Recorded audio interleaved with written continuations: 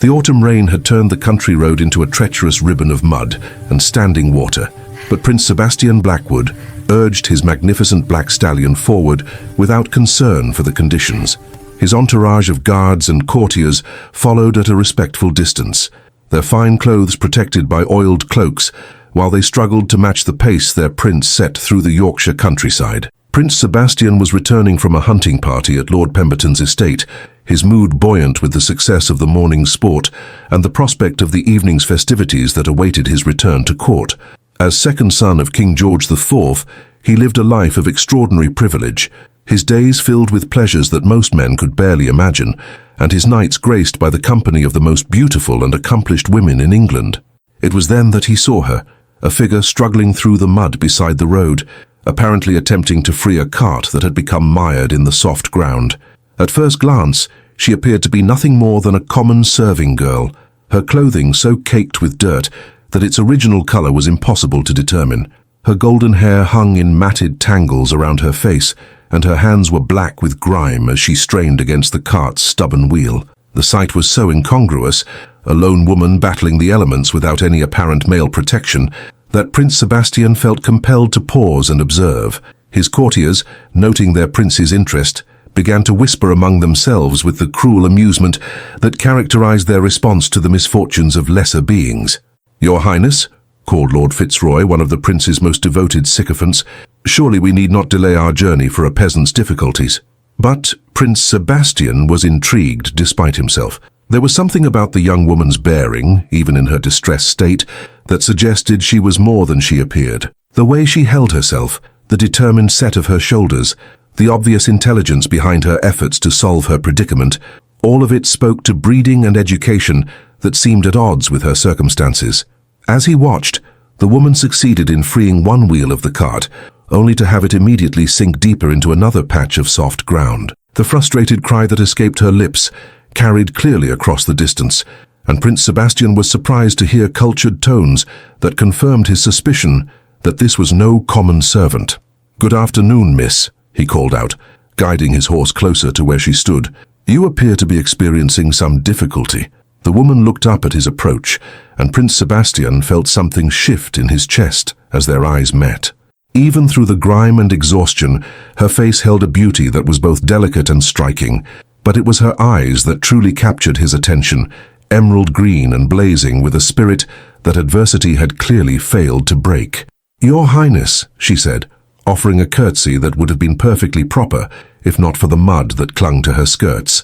"I fear my situation is somewhat challenging." The cultured accents and formal address confirmed what Prince Sebastian had begun to suspect. This was a lady of quality, who had somehow found herself in circumstances that no gentlewoman should face alone. The mystery of how she had come to be in such a state only added to his interest.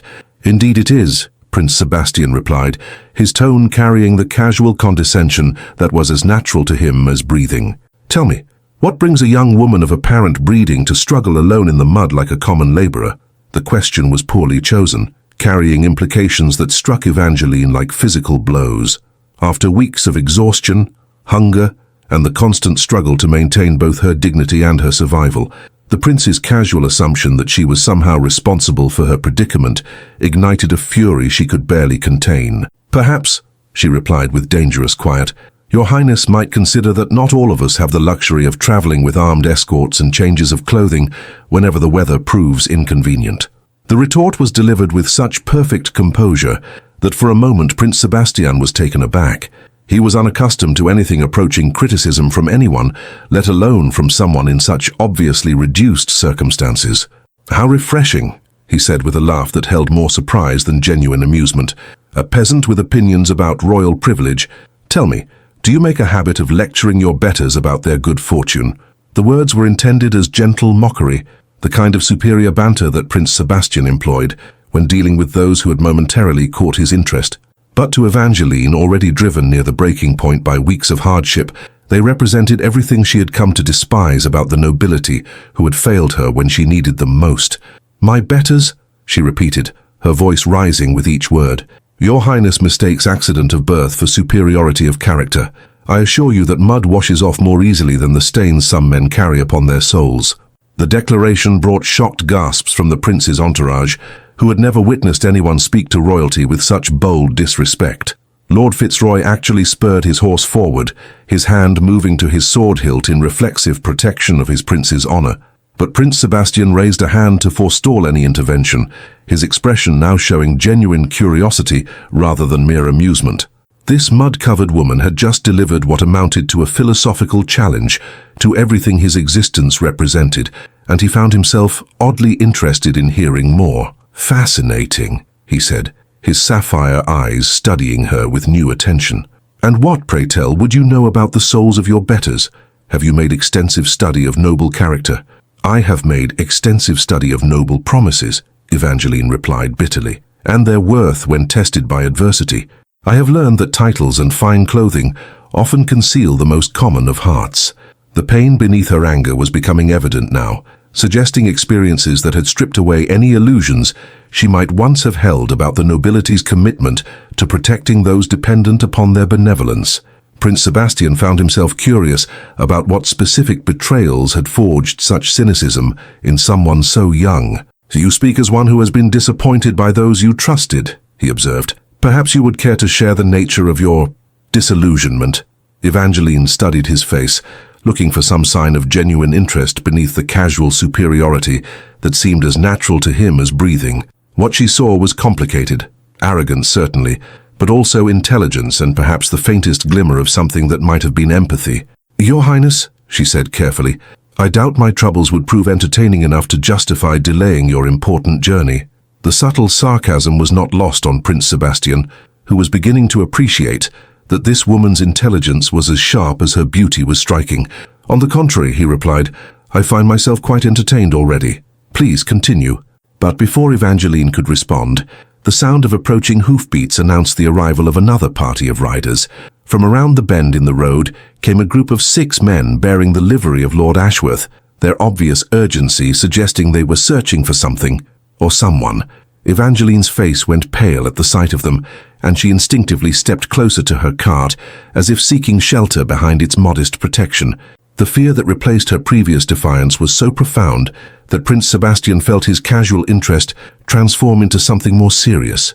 "Lady Evangeline," called the lead rider as he spotted her, "His Lordship has been most concerned about your absence. He sent us to escort you safely home." The revelation that this mud-covered woman was actually Lady Evangeline, daughter of one of England's most powerful earls, sent shockwaves through Prince Sebastian's understanding of the situation. His entertainment at baiting a clever peasant suddenly became embarrassment at having mocked a peer of his own social level. But it was Evangeline's reaction to her father's men that truly captured his attention. Instead of relief at being found by those who should represent safety and protection, she displayed obvious terror. "Gentlemen," she said with careful formality, "please convey my gratitude to His Lordship for his concern, but I am quite capable of managing my own transportation." "My lady?" the lead guard replied with respectful but firm authority. "Lord Ashworth was quite specific in his instructions. You are to return home immediately." The exchange clarified nothing while implying everything.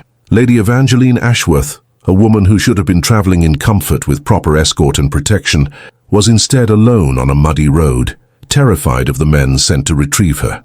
Prince Sebastian's curiosity was rapidly transforming into concern as he began to understand that he had stumbled into circumstances far more complex than a simple tale of reduced circumstances. "Your Highness," Evangeline said, turning to face him with desperate dignity, "I fear our conversation must be concluded. As you can see, my family requires my immediate attention." The way she pronounced family made it clear that Lord Ashworth's concern was not the paternal protection it appeared to be. Prince Sebastian found himself facing a decision that would have been unthinkable moments earlier, whether to abandon this woman to whatever fate awaited her, or involve himself in affairs that were clearly none of his business. Looking at Evangeline's pale face, and the terror she was struggling to conceal, Prince Sebastian realized that his mockery of a mud-covered peasant had become something far more serious. He had encountered a lady in genuine distress, and his response would define not just her immediate future, but his own understanding of what honor truly meant. The tension in the muddy road was palpable as Prince Sebastian studied the scene before him with growing comprehension. Lady Evangeline Ashworth stood between her mired cart and her father's guards like a cornered animal. her chin raised in defiance despite the obvious futility of her position. The contrast between her current state and what he now knew to be her true station created a puzzle that demanded resolution. "Lady Evangeline," Prince Sebastian said carefully, his tone now carrying the respect due her rank, "perhaps I might offer assistance with your transportation difficulties. My men could easily free your cart from its predicament." The offer was both courteous and strategic, providing her with an excuse to delay her departure while allowing him to better understand the situation. But Evangeline's reaction was not the gratitude he expected. "Your Highness is most kind," she replied with careful formality, "but I would not wish to impose upon your valuable time. I'm certain these gentlemen will provide all necessary assistance." Her refusal was diplomatic but firm, suggesting that accepting his help would somehow make her situation worse rather than better. The lead guard, Captain Morrison, stepped forward with obvious impatience at the delay. "My lady, Lord Ashworth is expecting your immediate return. He has guests who are eager to make your acquaintance." The euphemism sent a chill through the air. Prince Sebastian's extensive experience with court politics allowed him to read between the lines. Lord Ashworth had clearly arranged some form of meeting that his daughter was desperate to avoid. "Captain Morrison," Evangeline said with icy politeness, "please inform his lordship that I will return when my business here is concluded. Surely his guests will understand that a lady must occasionally attend to practical matters." "My lady," Captain Morrison replied with respectful but implacable authority. His lordship was quite specific. "You are to return immediately by whatever means necessary." The threat beneath his words was subtle but unmistakable. If Evangeline continued to resist, they were prepared to use force to ensure her compliance. Prince Sebastian felt his protective instincts stirring, instincts he hadn't realized he possessed when it came to defending others' welfare over his own convenience. "Captain Morrison," he interjected, his voice carrying the full authority of royal blood, "surely Lord Ashworth would not wish his daughter to travel while her conveyance remains in such poor condition. As a gentleman, I feel obligated to ensure Lady Evangeline's cart is properly repaired before she continues her journey." The intervention put Captain Morrison in an impossible position. He could hardly argue with a prince's assessment of what constituted proper care for a lady, but his orders from Lord Ashworth had been explicit and urgent. "Your Highness," he said carefully, "perhaps Lady Evangeline could travel with our party while arrangements are made for her cart to be recovered." "An excellent suggestion," Prince Sebastian replied smoothly, "except that Lady Evangeline's current condition would hardly be appropriate for appearing before his lordship's guests. Surely she must be allowed time to make herself presentable." Evangeline shot him a look of surprised gratitude, understanding that he was buying her time even if his motives remained unclear. For the first time since her father's men had appeared, she felt a flicker of hope that escape might still be possible. "Of course," she said, seizing the opportunity Prince Sebastian had created, "it would be most inappropriate for me to appear before his lordship's guests in such a state. Perhaps I might impose upon the hospitality of the nearest inn for an hour or two while I make myself presentable." Captain Morrison's frustration was becoming evident, but he could hardly argue against the propriety concerns that both Prince Sebastian and Lady Evangeline had raised. "Very well, my lady, but his lordship will expect your return before evening." As the guards departed with obvious reluctance, Evangeline felt her knees nearly buckle with relief. The reprieve was temporary, but it was more than she had dared hope for moments before.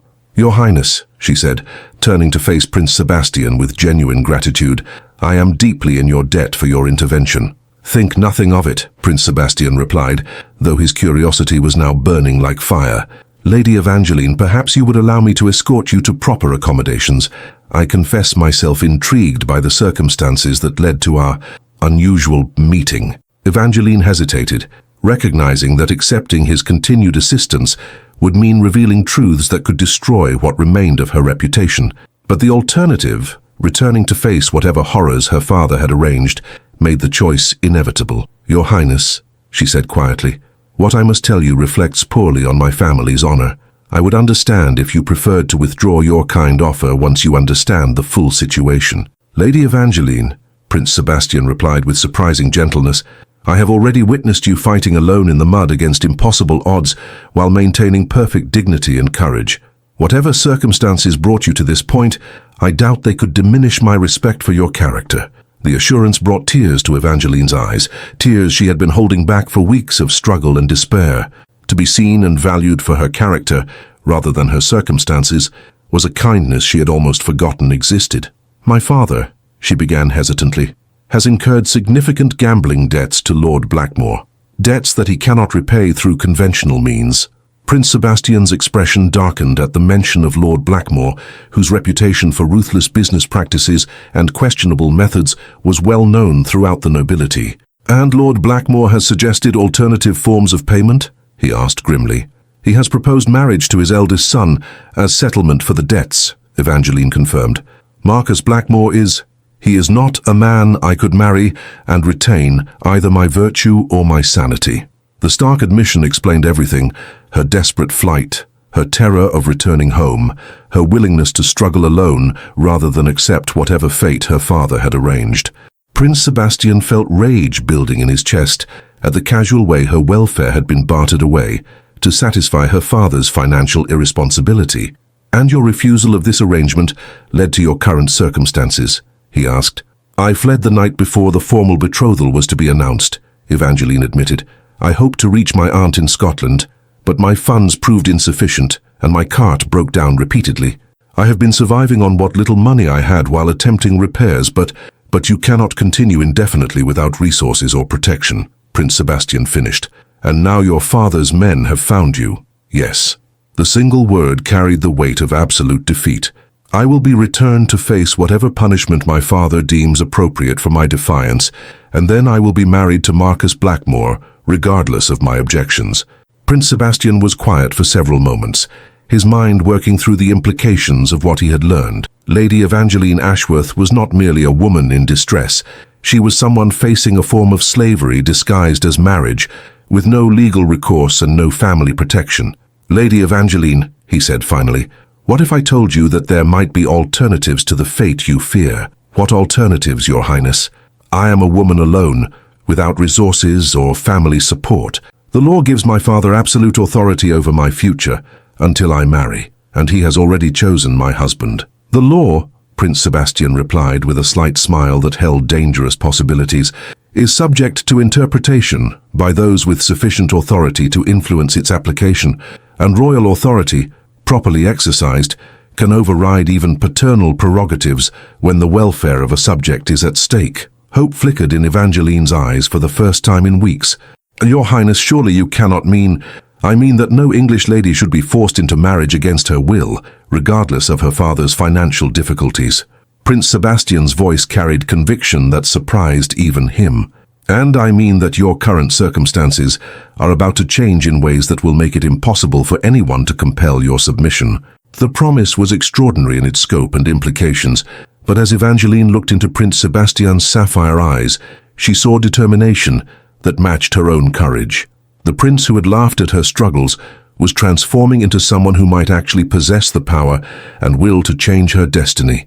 The question was whether she possessed the courage to trust him with a future that seemed too wonderful to believe. The Rose and Crown Inn stood like a beacon of civilization against the grey Yorkshire sky, its warm windows promising refuge from both the elements and the complexities that had begun to engulf Prince Sebastian's previously uncomplicated existence. As his entourage secured rooms and stabling for their horses, he found himself faced with a situation that no amount of royal education had prepared him for. Lady Evangeline sat across from him in the inn's private dining room, her hair finally freed from its muddy tangles, and her face clean enough to reveal the full extent of her extraordinary beauty. But it was the intelligence that blazed in her emerald eyes that truly captivated him, intelligence paired with a strength of will that had carried her through circumstances that would have broken lesser spirits.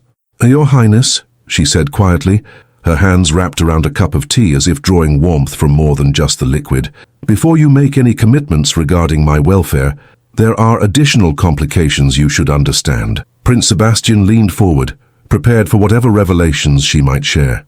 "What complications?" "My flight from Lord Ashworth's estate was dramatic. I may have left certain parties with the impression that I would rather die than submit to the marriage they had arranged." Evangeline's voice carried a note of dark humor. "Lord Blackmore has taken my refusal as a personal insult that requires satisfaction." "What kind of satisfaction?" "He has declared that if I cannot be acquired through negotiation with my father, alternative methods will be employed." Evangeline met his eyes directly. He has essentially announced his intention to abduct me if necessary to ensure the marriage proceeds. Prince Sebastian felt his blood run cold. Lord Blackmore's reputation for getting what he wanted through whatever means proved necessary was well established, but the casual announcement of intended kidnapping elevated his actions from mere coercion to outright criminality. "And your father's response to this threat?" "My father," Evangeline said with bitter precision, "has expressed the opinion that any marriage that settles his debts serves his purposes, regardless of the methods employed to achieve it." The revelation struck Prince Sebastian like a physical blow. He had assumed that Lord Ashworth was merely weak-willed in the face of financial pressure, but this suggested active collaboration in what amounted to selling his daughter to satisfy his creditors. "Lady Evangeline," he said carefully, "you understand that what you're describing constitutes multiple felonies: kidnapping, forced marriage, conspiracy. Any one of these charges would be sufficient to destroy Lord Blackmore's reputation and potentially cost him his freedom. Only if someone with sufficient authority chose to prosecute such charges," Evangeline replied. "Lord Blackmore has cultivated relationships with magistrates, judges, and court officials throughout his region. Local law enforcement would be unlikely to act against him without pressure from significantly higher authority." "Higher authority, such as the Crown?" "Higher authority, such as the Crown," she confirmed, though her tone suggested she held little hope that royal intervention would be forthcoming. Prince Sebastian was quiet for several moments, weighing the implications of what he was considering. Direct royal intervention in what was technically a private family matter would create precedents and political complications that could affect far more than just Evangeline's immediate welfare. But as he looked at her, this extraordinary woman who had somehow maintained her dignity and courage despite weeks of hardship and the prospect of a future that amounted to legalized slavery, he realized that political complications seemed remarkably unimportant compared to basic human decency. "Lady Evangeline," he said finally, "I am going to make you an offer that may seem impossible to accept, given our brief acquaintance." "What offer, Your Highness?" "Marriage," he said simply. "To me, immediately." The words hung in the air between them like a bridge spanning an impossible chasm. Evangeline stared at him in shock, her cup of tea forgotten as she tried to process what she had just heard. "Your Highness," she whispered, "surely you cannot be serious." "You know nothing about me beyond what I've shared in the last few hours. My reputation is already compromised by my flight from home. My family's financial difficulties are a matter of public record, and my presence would bring nothing but scandal to the royal household." "You underestimate what you would bring," Prince Sebastian replied firmly. "Intelligence, courage, integrity, and a strength of character that has been proven under the most challenging circumstances. These are qualities that matter far more than financial considerations or social gossip. But, Your Highness, the political implications will be managed," he interrupted. "Lady Evangeline, as my wife, you would be beyond Lord Blackmore's reach permanently. More than that, you would be positioned to ensure that his treatment of other vulnerable women would be subject to royal scrutiny that he could not evade or corrupt."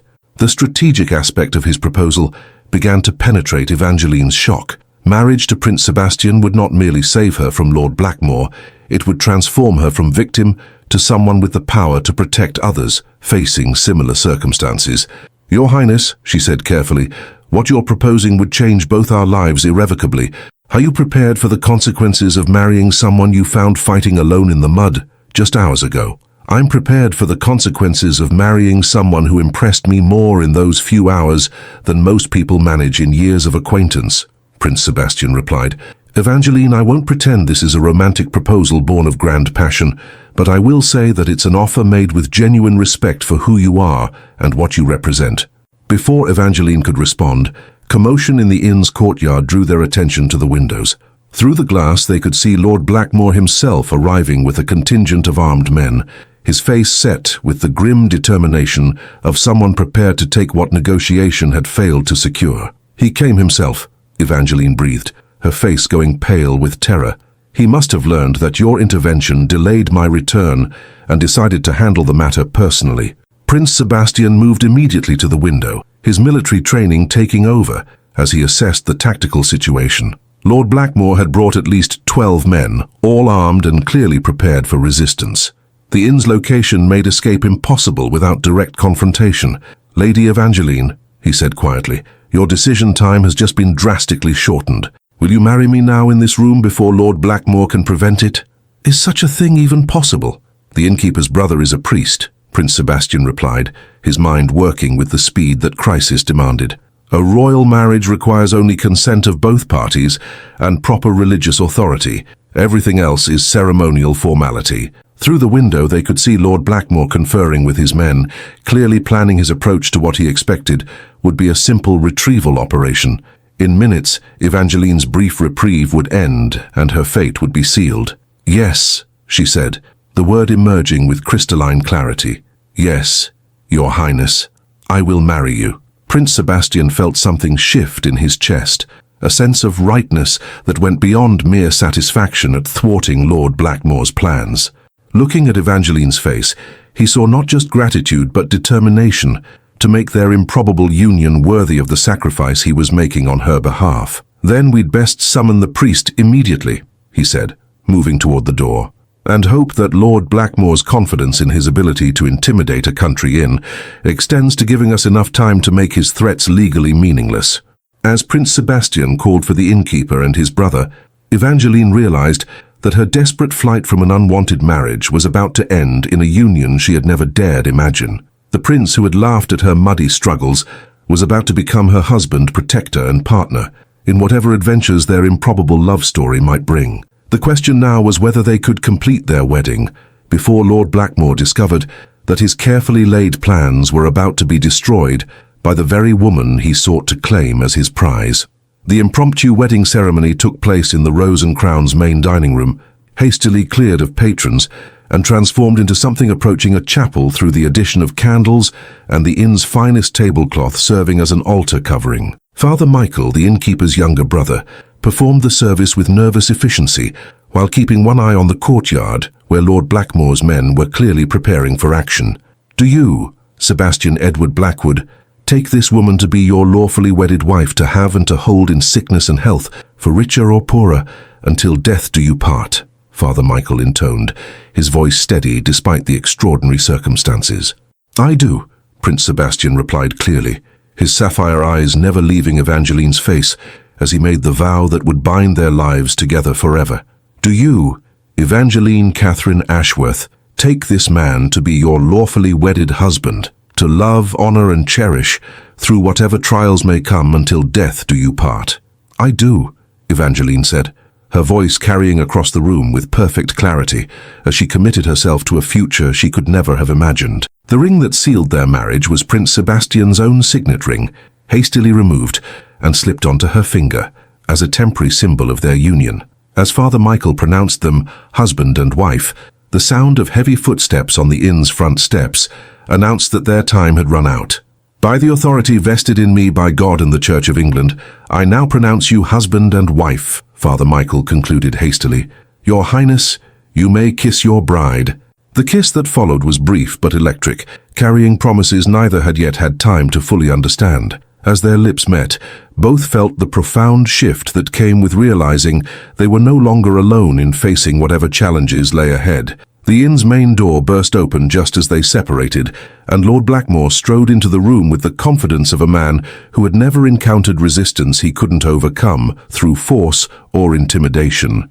He was a large man with graying hair and cold blue eyes that missed nothing, his expensive clothing emphasizing both his wealth and his willingness to use whatever methods proved necessary to achieve his objectives. "Your Highness," he said with elaborate courtesy that barely concealed his anger, "I understand that Lady Ashworth has sought your protection from family obligations.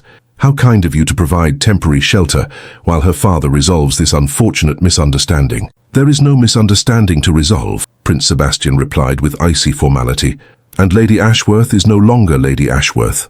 Lord Blackmore's eyes narrowed as he took in the scene, the candles, the makeshift altar, the priest still holding his prayer book, and most telling of all, the way Prince Sebastian and Evangeline stood together with the unmistakable closeness of newlyweds. "Surely your Highness jests," he said, though his voice carried the first note of uncertainty he had shown. "I never jest about marriage," Prince Sebastian replied. "Allow me to present my wife, Her Royal Highness, Princess Evangeline." The title hit Lord Blackmore like a physical blow. Marriage to Prince Sebastian had not merely removed Evangeline from his reach, It had elevated her to a position where threatening her would constitute treason against the crown itself. "This is impossible," Lord Blackmore protested, his composure finally cracking. "The arrangements have already been made, the contracts signed." "The contracts are null and void," Prince Sebastian interrupted smoothly. "A woman cannot be compelled to marry when she is already married to someone else." "Lord Ashworth will never accept this," Lord Blackmore snarled, his mask of civility dropping completely. "He owes me significant sums, and this marriage does nothing to resolve his obligations." "Lord Ashworth's debts are his own responsibility," Evangeline said quietly, speaking for the first time since the ceremony. "They cannot be satisfied through the sale of his daughter like a piece of property." "You think royal protection will save you from every consequence?" Lord Blackmore asked with venomous intensity. "Your husband cannot guard you every moment of every day. Accidents happen to even the most carefully protected individuals." The threat was clear and chilling, but Prince Sebastian stepped forward, with the calm confidence of someone who had faced down far more dangerous enemies than ambitious lords with delusions of invincibility. "Lord Blackmore," he said quietly, "you have just threatened the life of a member of the royal family in front of witnesses. That constitutes treason, punishable by death. I suggest you choose your next words very carefully." The reminder of exactly whom he was threatening seemed to penetrate Lord Blackmore's rage. Threatening a princess of the realm was indeed treason, and even his corrupted magistrates would be unable to protect him from the full weight of royal justice. "Your Highness," he said with obvious effort at control, "perhaps I spoke hastily in my disappointment at this unexpected development." "Perhaps you did," Prince Sebastian agreed coldly. "And perhaps you should consider that my wife's welfare is now a matter of personal interest to the crown. Any harm that befalls her would be investigated with resources and authority that your usual methods cannot circumvent." Lord Blackmore stared at them both with the frustrated fury of a predator, whose prey had suddenly acquired protection he could not overcome. After several tense moments, he turned and stalked from the inn without another word, his men following in his wake. "Is it over?" Evangeline asked quietly once the inn had returned to normal. "The immediate threat is over," Prince Sebastian replied, "but Lord Blackmore is not a man who accepts defeat gracefully. We must assume he will seek other ways to achieve his objectives or obtain satisfaction for what he considers an insult to his honor. And my father's debts will remain your father's problem to resolve," Prince Sebastian said firmly. "You are no longer his daughter to be bartered away. You are my wife, and your welfare is now my responsibility." The reality of their situation was beginning to sink in for both of them. What had begun as a desperate rescue had become something far more complex, a marriage between virtual strangers who would now have to navigate the challenges of building a life together while dealing with the political and social ramifications of their impulsive union. "Your Highness," Evangeline said carefully, "I realize that our marriage was arranged to solve my immediate crisis, but I want you to know that I intend to be a worthy wife despite the circumstances of our beginning." "Sebastian," he corrected gently, "we are married now. Surely we can dispense with formal titles when we're alone." "Sebastian," she repeated, finding his name felt natural on her tongue, "I know that you have sacrificed your freedom to save someone you barely know. I cannot repay such kindness, but I can promise that I will do everything in my power to ensure you never regret your decision." Prince Sebastian studied his new wife's face, noting the determination that blazed in her emerald eyes alongside the gratitude. This remarkable woman had already proven her courage and integrity under the most challenging circumstances. He found himself genuinely curious about what they might build together given time and opportunity.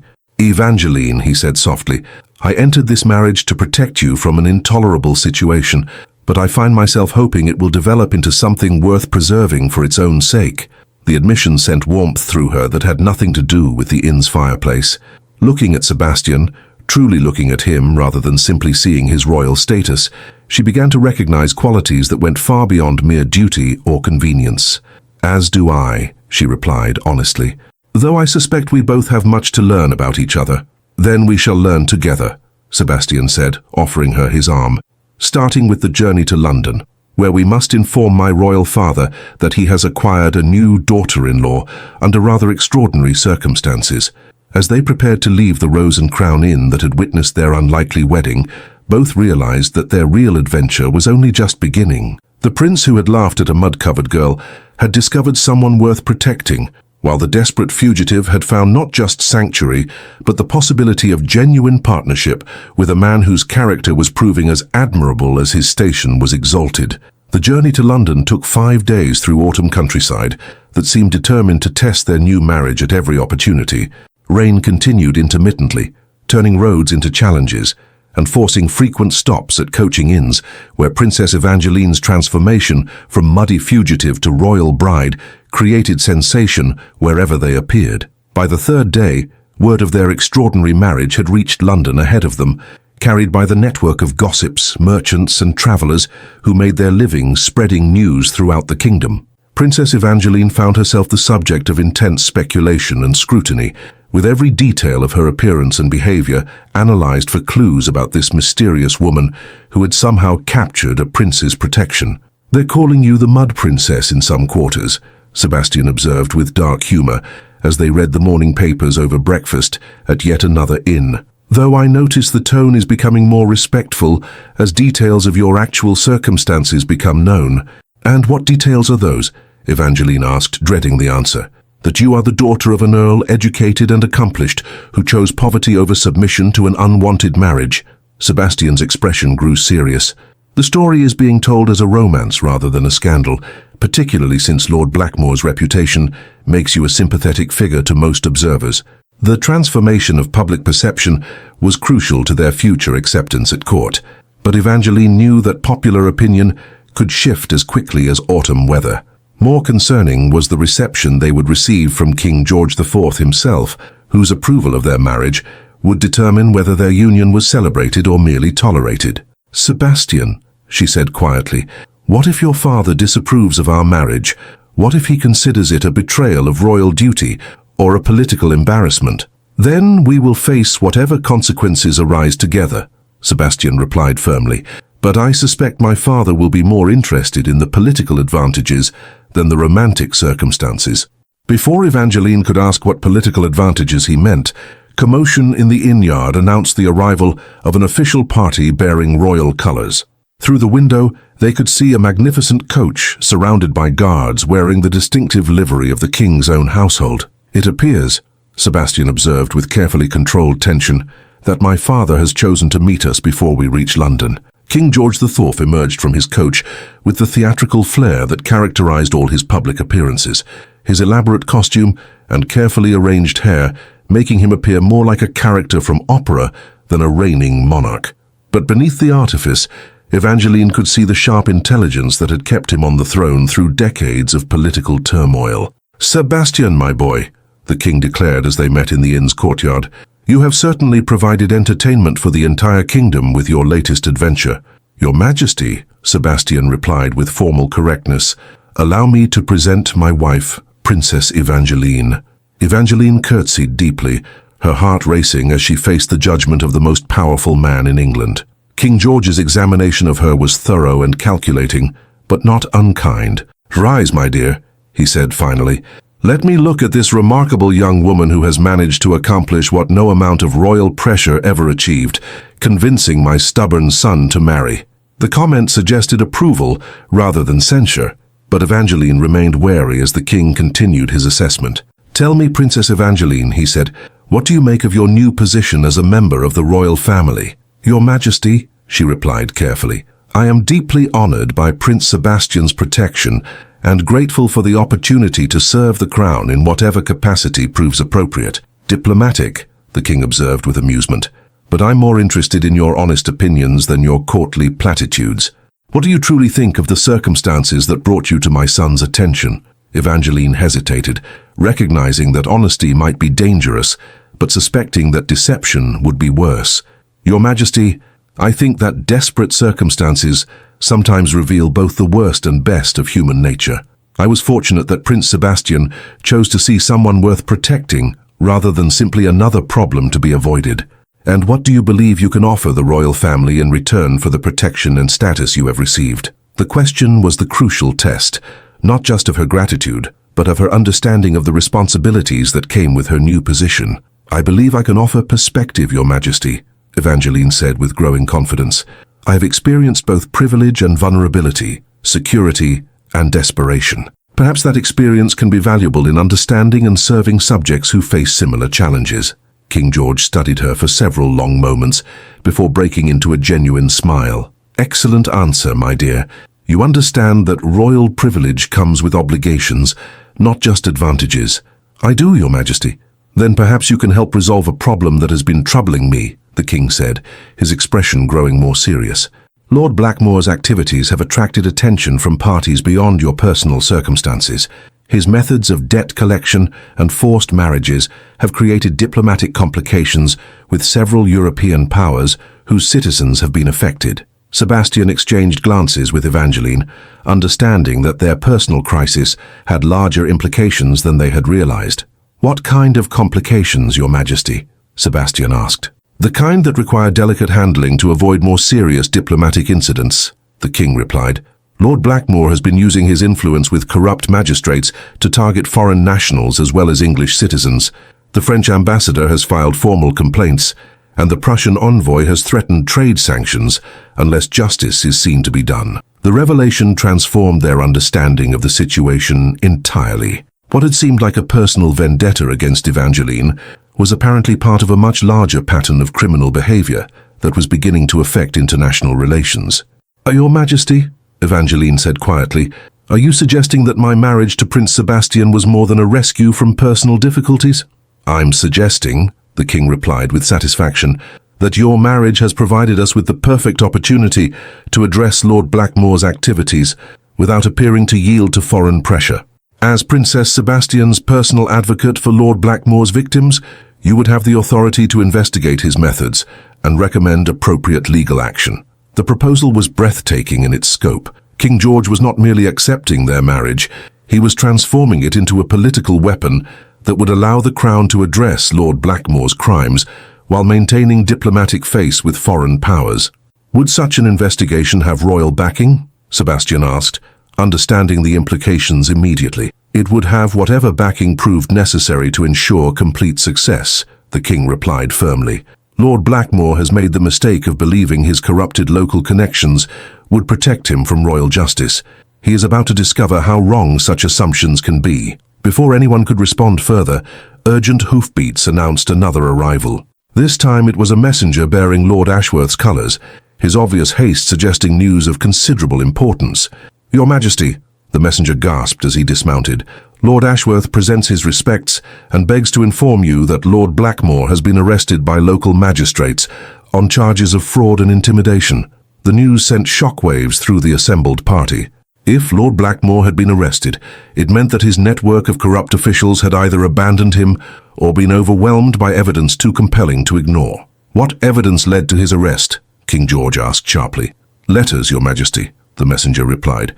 Detailed correspondence outlining his methods and listing his victims, along with financial records showing payments to magistrates and physicians for false testimony. Evangeline felt her blood run cold. Those letters, where did they come from?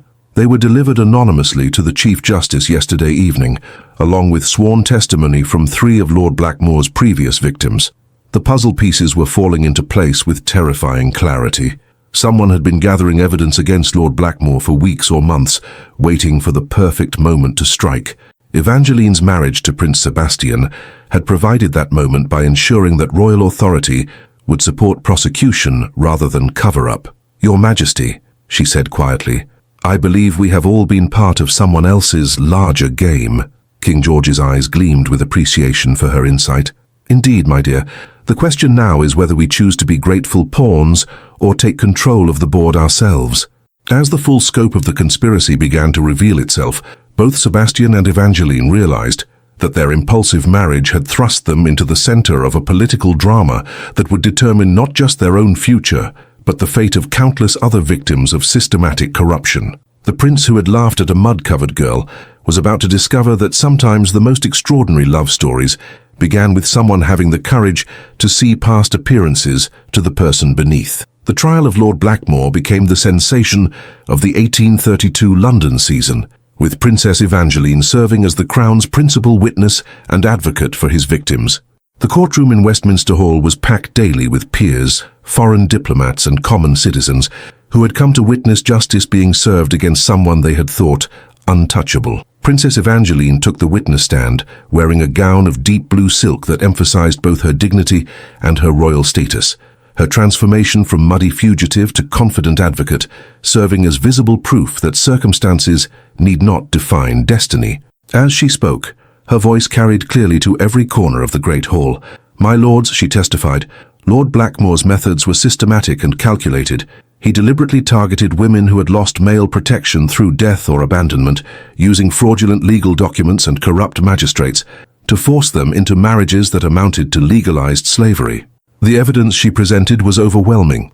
Letters detailing Lord Blackmore's strategies, financial records showing payments to corrupt officials, and most damning of all, testimony from 7 other women who had suffered similar persecution. The courtroom listened in horrified silence as the full scope of his crimes was revealed.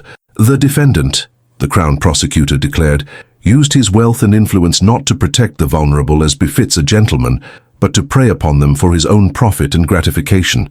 This is not merely criminal behavior, it is a betrayal of everything our society claims to value about honor and protection of the innocent." Lord Blackmore's defense was pathetic. Claims that he had been trying to protect vulnerable women from their own poor judgment, that his methods had been within legal bounds, that he was being persecuted for political reasons. But the evidence against him was too comprehensive, and his victim's testimony too compelling for any jury to ignore. The verdict, when it came, was unanimous. Guilty on all charges including fraud, conspiracy, kidnapping, and abuse of legal process. The sentence was equally decisive: transportation to Australia for 20 years, forfeiture of all property to compensate his victims, and permanent banishment from England upon completion of his sentence. As the judgment was read, Princess Evangeline felt a satisfaction deeper than mere revenge. Justice had been served not just for herself, but for all the women who had suffered under Lord Blackmore's systematic oppression. "It's finished," Sebastian said quietly as they left the courthouse together, his arm protectively around her waist. "He can never harm anyone again." "This particular threat is finished," Evangeline corrected, "but there are others like him, using the same methods against women who have no royal protection to save them." Sebastian studied his wife's face, recognizing the determination that blazed in her emerald eyes. "You're planning something, aren't you?" "I'm planning to ensure that what happened to Lord Blackmore's victims never happens to anyone else," Evangeline replied firmly. "The Crown has given me authority to investigate such cases. I intend to use that authority to its fullest extent." The work that followed transformed Princess Evangeline into one of the most effective advocates for women's rights in English history. Working with legal scholars, she helped draft legislation that closed the loopholes Lord Blackmore had exploited, while her investigative network exposed dozens of similar schemes throughout the kingdom. But it was the personal satisfaction she found in her marriage to Sebastian that truly defined her new life. What had begun as a desperate arrangement had developed into genuine love, built on mutual respect, shared values, and the deep connection that came from having faced adversity together. "Do you ever regret it?" Sebastian asked one evening as they walked together through the gardens of their London residence, their 6-month-old son sleeping peacefully in his nursery above. "Trading your quiet, scholarly life for all this complexity and responsibility? I regret the circumstances that made our marriage necessary," Evangeline replied honestly. "But I could never regret the marriage itself, or the life we've built together." Sebastian stopped walking and turned to face her, his sapphire eyes reflecting the love that had grown between them through months of partnership and discovery. "I need to confess something to you, Evangeline. Something I should have told you long ago." "What confession?" she asked, though she was smiling at his serious tone. "When I first saw you struggling in that mud, before I knew who you were or what you represented, I was attracted to you." Sebastian's admission came with the sheepish expression of someone revealing a carefully guarded secret. "Your courage, your dignity despite your circumstances, the way you refused to be defeated, even when everything seemed hopeless.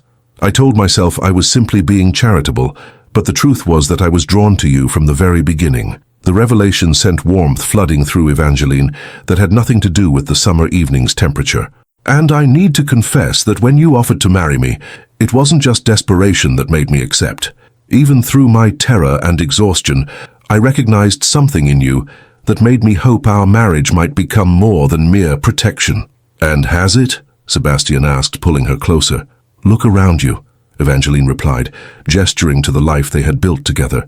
A son who will grow up understanding that privilege comes with responsibility, work that protects other women from the predators who nearly destroyed me, and a love that began with someone willing to see past appearances to the person beneath. What do you think? Sebastian's answer was a kiss that spoke of passion, tempered by deep affection, commitment strengthened by shared purpose, and love that had grown far beyond anything either had dared hope for during their desperate beginning. 5 years later, as Princess Evangeline stood before Parliament to present her comprehensive reform of guardianship laws, she reflected on the extraordinary journey that had brought her from a muddy roadside to the heart of English legal reform. The legislation she was proposing would protect thousands of vulnerable women from the kind of systematic abuse she had escaped. My lords, she concluded her presentation, we have the opportunity to ensure that no woman in England need ever again choose between slavery disguised as marriage and destitution disguised as freedom. The choice before us is simple. We can continue to allow the exploitation of the vulnerable, or we can prove that English justice protects all its subjects equally. The bill passed by overwhelming margins, establishing Princess Evangeline as one of the most effective political advocates of her generation. But as she returned home to Sebastian and their children, 3 now with another on the way, she knew that her greatest victory was not legislative but personal. The mud-covered girl who had once fought alone against impossible odds had become a woman whose influence protected countless others facing similar struggles. The prince who had initially laughed at her circumstances had discovered that sometimes the most extraordinary love stories began with someone having the wisdom to look beyond surface appearances, to recognize true worth. Their marriage, born of crisis and sealed by courage, had become proof that the best partnerships were those where both parties made each other stronger, braver, and more capable of changing the world for the better. And in the nursery of their London home, their children slept peacefully, unaware that their very existence was testament to the truth that love could indeed triumph over any adversity when combined with the determination to protect and cherish what mattered most. 10 years after that fateful encounter on a muddy Yorkshire road, Princess Evangeline stood on the terrace of Blackwood Palace, watching her eldest son, Edward, practice swordsmanship with his father in the gardens below. At 12, the boy already showed the intelligence and moral conviction that would someday make him a worthy heir to Sebastian's titles and responsibilities. The morning was bright with early summer sunshine, and the palace gardens were alive with the laughter of their 4 children, Edward, Charlotte, young Sebastian, and baby Margaret, who was just learning to walk.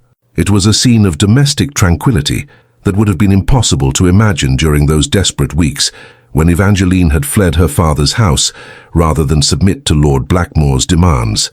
"Your Royal Highness," came a familiar voice from behind her.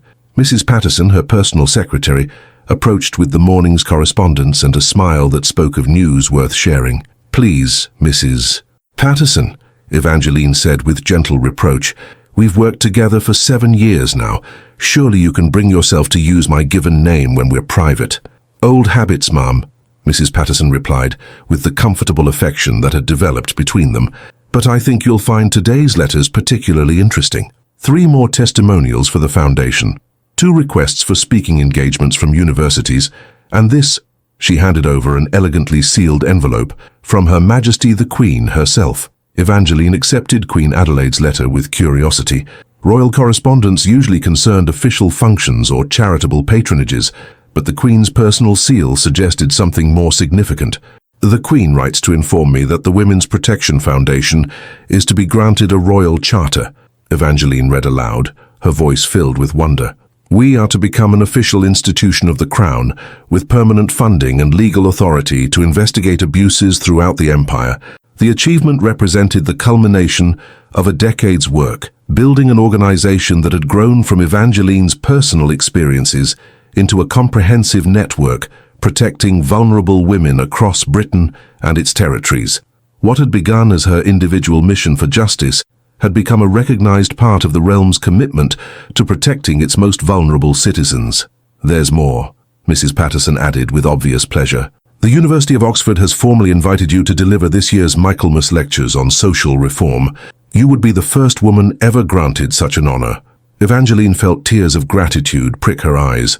The recognition represented not just personal achievement, but validation of everything she had fought to accomplish since that desperate night when she had fled her father's house, rather than submit to a fate worse than death. "Mama!" Young Charlotte's voice carried across the garden as the 8-year-old raced toward the terrace with news that clearly could not wait. "Papa says to tell you that Uncle William is coming for tea, and he's bringing presents." The announcement brought smiles to both women's faces. Prince William, Sebastian's elder brother and heir to the throne, had become one of Evangeline's most devoted supporters, frequently consulting with her on matters of social policy and reform. His regular visits to Blackwood Palace had become treasured occasions for the entire family. "Did Papa mention what kind of presents?" Evangeline asked, knowing that Uncle William's gifts were legendary among the children for their creativity and educational value. "Books," Charlotte announced with delight. "A whole library of books about brave ladies who changed the world." The gift was perfectly chosen. William understood that the children were being raised to appreciate both their privileges and their responsibilities, learning through example and story that nobility meant service rather than mere advantage. Sebastian appeared on the terrace as Charlotte scampered back to the garden, his face showing the contentment that had settled over their lives like a blessing. Marriage to Evangeline had transformed him from a somewhat aimless younger prince into a purposeful leader whose advocacy for social reform had earned respect throughout Europe.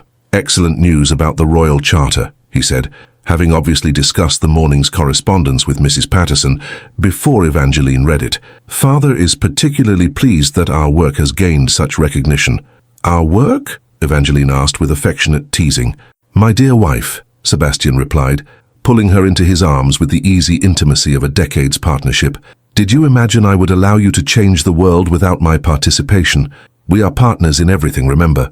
The reminder brought warmth to her heart that had nothing to do with the summer sunshine. Their marriage had indeed become a true partnership, with Sebastian's political connections and royal authority supporting Evangeline's vision and determination to protect other women from the predators who had nearly destroyed her own life. "Speaking of partnership," Sebastian continued, "I have news of my own. The Foreign Office has asked me to lead a diplomatic mission to Prussia, investigating reports of systematic abuses similar to what Lord Blackmore practiced here.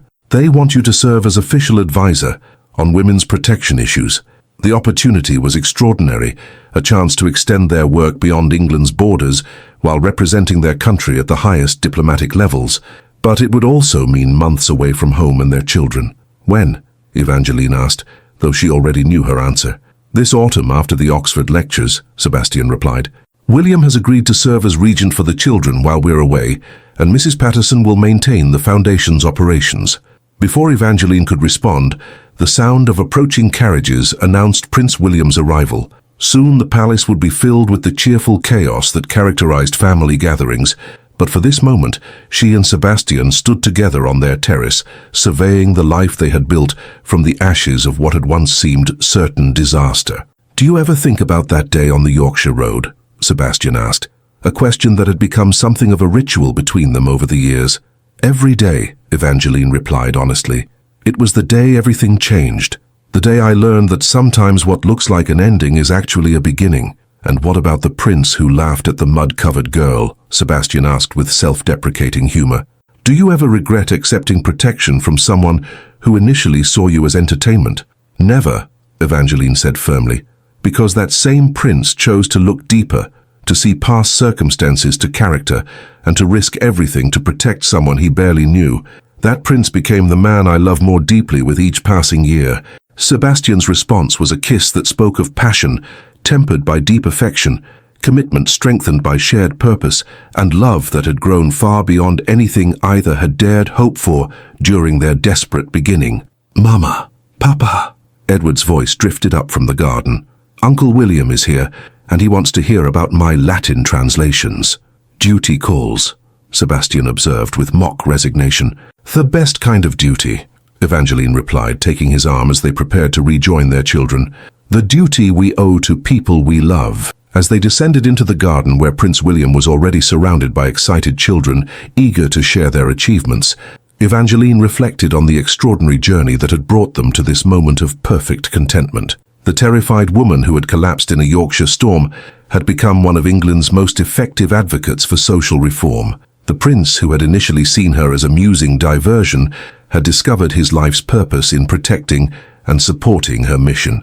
Together they had built something beautiful from the most unpromising circumstances, proving that love, combined with determination, could indeed change the world. Their children would grow up understanding that privilege came with responsibility, that protection of the vulnerable was the highest calling of nobility, and that the greatest adventures often began with someone having the courage to look beyond surface appearances to recognize the extraordinary potential that lay beneath. And in the palace archives, carefully preserved among the family papers, was a small mud-stained handkerchief, the only surviving artifact from the day a prince's laughter had transformed into love, and a desperate fugitive had discovered that sometimes salvation came disguised as mockery from someone wise enough to see past the mud to the diamonds beneath. The most beautiful love stories, they had learned, were often the ones that began with someone refusing to judge by appearances, choosing instead to recognize the nobility of spirit that no amount of dirt could ever truly conceal. Before you go, tap the like button and subscribe for new stories every week.